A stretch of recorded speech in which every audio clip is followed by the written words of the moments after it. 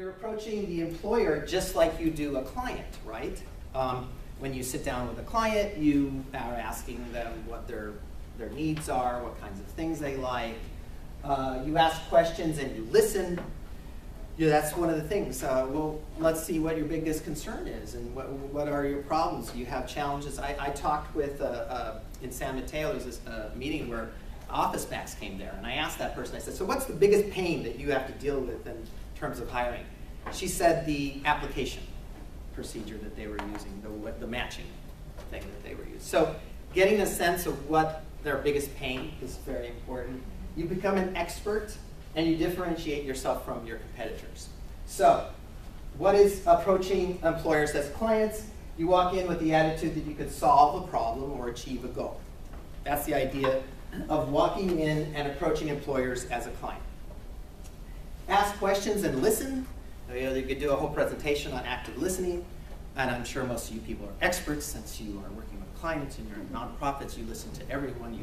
You're very good at all that stuff, right? So I don't have to tell you that, but you focus on the understanding employer situation and you make recommendations to their true wants and needs. How do you become an expert? Okay, well, you are. Everyone in this room. See, the funny thing I find with workforce development professionals is sometimes they're so modest. They don't come out as experts, but you guys are experts. Employers are clueless sometimes about hiring. In fact, they sometimes put out a job description and they don't even know what their own job is. They sometimes don't know what they want. You know because you've been matching people. So you are an authority in effective hiring. I'm just putting this out. You guys are. You understand employer pain points. You've talked to a lot of employers. Okay, you come in as an expert. I know, I've talked to a lot of employers. I know that you have this issue. I can understand those issues. You professionally evaluate and match applicants. That's your job. That's what you do all day. You analyze jobs on the spot and provide advice. You can do that. So while you're in front of somebody, you can actually provide advice and evaluate. And you have the knowledge on tax credits. Guess what? I have knowledge that you don't know about. That's what a consultant is a person who has knowledge. I have all this ninja training here. More. I have part 2 and part 3 and part 4 that you might be interested in. But I'm just showing you part 1. So I have this knowledge that you might be interested in that would help you. And you do. You have knowledge on tax credits. Well, I hope. Maybe we need to do more trainings here. But hopefully you'll know about the tax credit, ADA, diversity, all these things that are of value to employers. How do you differentiate yourself from the competitors? I find this funny that we don't do that a lot. Who is our competitor right now? Recruiting agencies. Right, yeah, that's an example. Actually, Headhunters. Headhunters. Any other competitors we have? Regular people. Online. Same jobs. Yeah, online is the biggest competitor we have. Do I get a Snickers? Yes, that's definitely. Online is the biggest competitor because, and that's why I put Craigslist and Monster down here, because you're competing against everyone going online. It's funny, you come up to an employer, I've done this a bunch of times, I say, I'd like to see about jobs, and they say, oh, you got to go online. I'm in front of you. I'm right here. You got to go. I'm going to leave this place of business with a potential, and actually, sometimes I actually have the client with me. Think about it. I am 10 inches from them with a potential person that could do the job. They want me to go back home, drive, go online, fill out an application, go through their computer algorithms, match them, and potentially see if that's going to be, I don't want to talk to you. I'd like to just look at the matching system on my computer. So you save them time and you can actually screen candidates. They waste time with their online, okay, so this is you save them time to screen candidates. They waste time with online forums and algorithm matching. You have stories of meaningful and successful placements. They are focused on charging you for job posting services, right? We're not charging you for job posting services. In fact, we're getting paid annual salary, and we don't get paid commission for placing people, right? You provide in-person consultation and follow-up. They, Craigslist and Monster, do not build personal relationships. Does Monster come to your place of business and sit down with you? Does Craigslist do that? So you can just keep going on and on. Does Facebook do that? No, no. So we have the power. We can sit there and we can position ourselves as experts, and that we are better than our competitors. All right.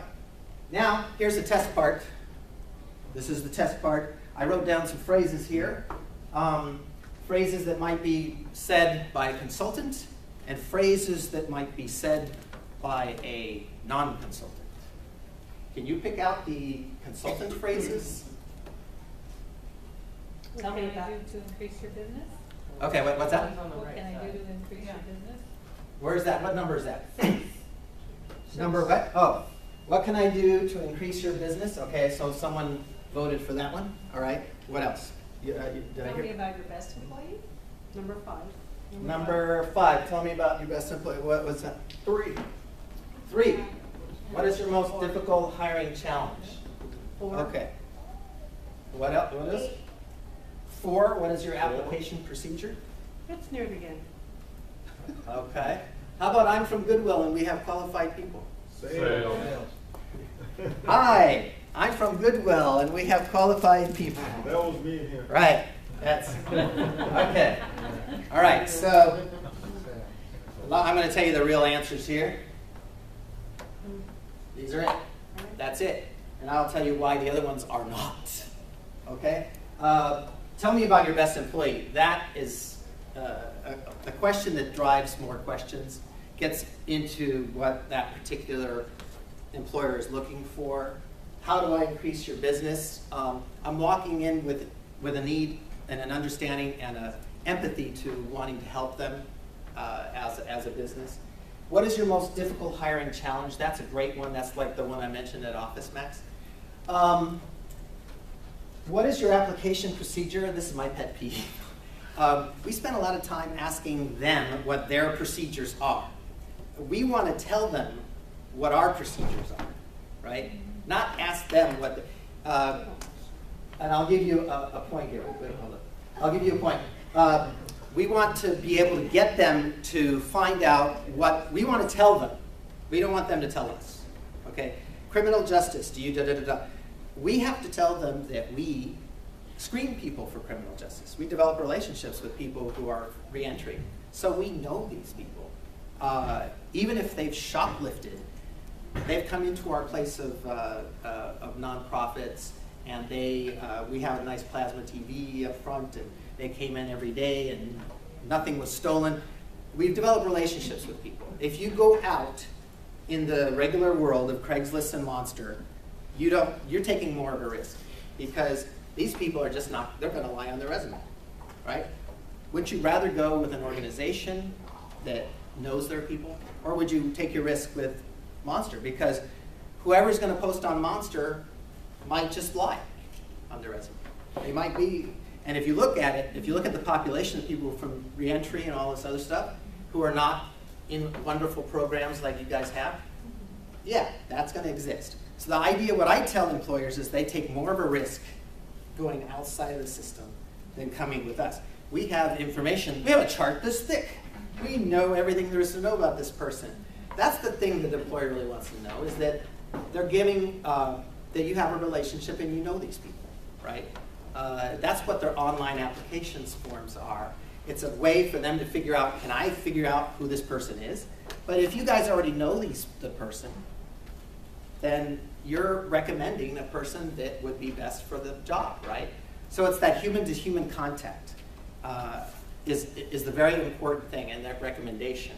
And professionalism. You're not going to refer someone that's going to screw them. You know, Monster doesn't care. They just want to collect your $175 for posting, and they get to move on.